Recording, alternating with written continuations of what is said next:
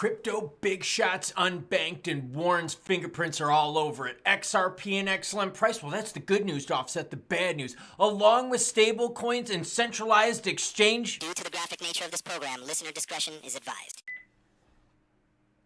And happy Thanksgiving to you all. Yeah, that's right, a second video today because I've got more news to share with you. But before we get into that news, your comments come first, yes, because you, the viewer, matter most. Then why else would I be doing a second story on Thanksgiving? It's for you. Crypto Reiki Daddy says, oh my gosh, was there a Marilyn Manson reference at the end?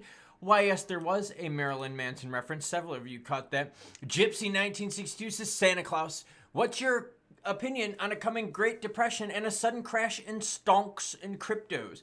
Some content providers are pushing this narrative. Will we really have an altcoin season? Oh, yes. And by the way, have you seen the score for altcoin season? Well, I'm not going to show it yet. I got to show your comments. In terms of like a Great Depression, sudden crash in stocks, look, anything can cause a sudden pullback. In terms of a Great Depression, as long as we can like mitigate some of the building credit problems, we should be okay. There is a lot of spending going on, a lot of reckless spending. It's going to have to be reeled in. And on a governmental level as well as a personal level, we're definitely going to have to change our habits.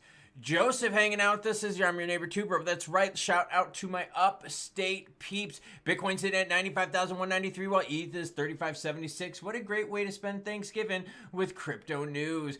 XRP at $1.47. We're going to talk deeper into the charts. XLM deep in the red, but it looks like it's going to be making another run to 50 cent here soon. TRX wouldn't touch it, so I'm not going to what everyone talk about it. Centralized exchange transparency. I wanted to highlight this because look at the 24-hour inflows. You can see most of them are outflows. It makes sense, right, because of Thanksgiving. Overall, though, the inflows are very heavy to the positive. Binance, 227 million in inflows. OKX, 464 million. $500 million by Bybit. That's big time. Monthly, oh my gosh. Oh, by the way, if you want to read all this stuff yourself, you're totally welcome to, because all this and everything else will be linked in the description below. 1 month for Binance, 9 billion in inflows. You telling me that these exchanges aren't making money? Altcoin season, oh, here you go. 57 out of 100. That's right. Put that in your pipe and smoke it. The only thing higher than that was, I was going to say a joke, and then I decided not to. The only thing higher than that was yesterday at a score of 61. So we're getting a lot more juice with altcoins and a lot less Bitcoin oomph. By the way, how different are things? 61 yesterday, 25 was an all-time low last month. Last week, 27. Things have heavily changed. Coinbase's Brian Armstrong says Warren was involved in one of the most unethical, un-American things in the Biden administration. What happened? Armstrong's comments came in response to a tweet from Elon Musk referring to the venture capitalist Mark Andreessen, alleging that 30 tech founders were secretly debanked in an appearance on the Joe Rogan podcast. Brad Garlinghouse was debanked by his bank because of his crypto ties. Yeah, let that sink in. That less than a month ago, it was so anti-crypto that if you were a crypto big shot or a pro-crypto supporter or a crypto CEO, CFO, stuff like that, you were at risk of losing your banking capabilities. By the way, Brad Garlinghouse was only given 7 days to find another place to put his money. That's messed up, man. And you know, it's not like when he went to shop at all these other places, they were all like, yeah, bro, we'll take you. They were like, dude, who are you? Oh, you're the crypto guy. No, we're not supposed to do that. Armstrong supported Musk's claim and speculated that Warren had to have played a key role, stating, my guess is we'll find Warren all over it.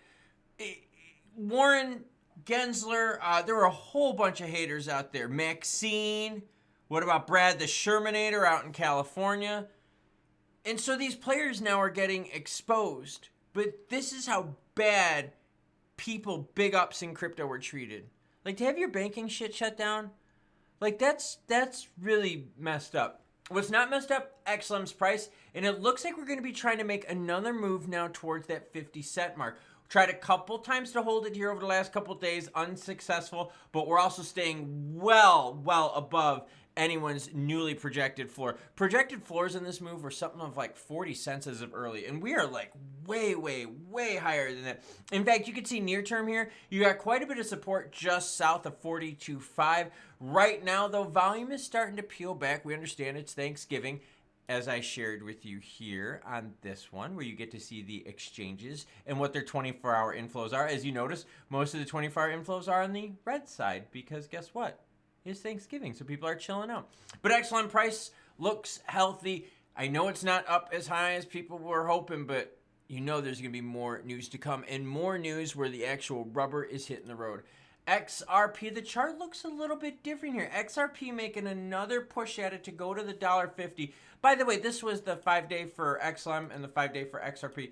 So you can kind of see they're definitely doing their own things. In fact, when you look at the move between XP and XLM, BTC made its move. And then a bit later, XRP made its move. Then a few days later, the XLM made a move. These players are all making their own moves. This is where the excitement comes from.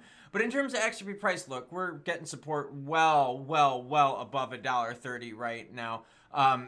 Honestly, I'm looking at this going, we made it through Thanksgiving with low volume and good price. I'm freaking happy. So this is still playing out really well. Yeah, are there things that we should still keep our eye on, like some debt issues, some inflation issues? Yeah, but this is looking really good. We're hearing good news every day. We're hearing about other countries and their good crypto news. Was it Morocco the other day was talking about? I mean, this is all big positive stuff for us.